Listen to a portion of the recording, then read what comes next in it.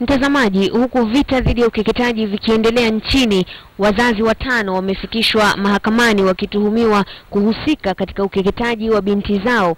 Wasichana hao walikuwa wanafunzi katika shule ya Pakino, Pokot Magharibi. Nicholas Wambua na taarifa hiyo. Kwa hatua wanazopiga ni dhahiri wanakabiliwa na uchungu mwingi. Ndio ukweli waliokumbana nao wanne hawa kuhusiana na ukeketaji baada ya kulazimishwa kupitia kwenye kitendo hicho na wazazi wao. Kwa sasa wanne hao wamo katika ulinzi wa kiongozi mmoja wa serikali ya kaunti ya Pokot, Teresa Lokichu, ambaye amejitokeza kuwasaidia wasichana wanaopata masaibu ya ukeketaji. Mwenye anatetea watoto wafanye nini? Ati watoto wakeketwe. Watoto hii ni kimela.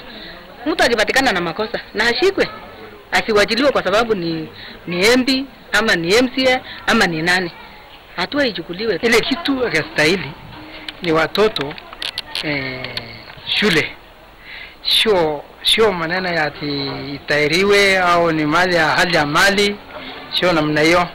Sisi Jabareri hapa na kisha jua kitu cha maana ni shule. Wasichana hao waliokuwa kati ya darasa la 4 na darasa la 7 walikuwa wanafunzi katika shule ya msingi ya Pakino na walikumbwa na masaibu hayo mwanzo wa wiki hii. Ile mtu anasemekana mtoto yake bado anatairiwa. Hiyo ndio mashangayo kwa sisi. Hayo mimi nalinda hii watoto mpaka dakika ya mwisho, na hii watoto ataendelea kurudi kuelekea shule. Kinachovunja moyo zaidi ni kuwa licha ya hatua za kampeni zinazopigwa kila siku kuhusiana na ukeketaji, kuna jamii ambazo zingali zinaenzi tamaduni hizo. Kuna viongozi ambaye bado wanaunga. Nafikiria hakuna mwenye ako juu ya sheria. Iwe ni mimi, iwe ni mdogo, iwe ni mkubwa.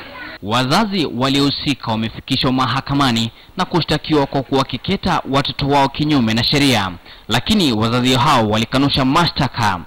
Msichana mmoja alitoweka pamoja na mama aliyehusika kuwakeketa. Polisi wanaendeleza msako. Nicholas Wambua, KTN leo, Nairobi.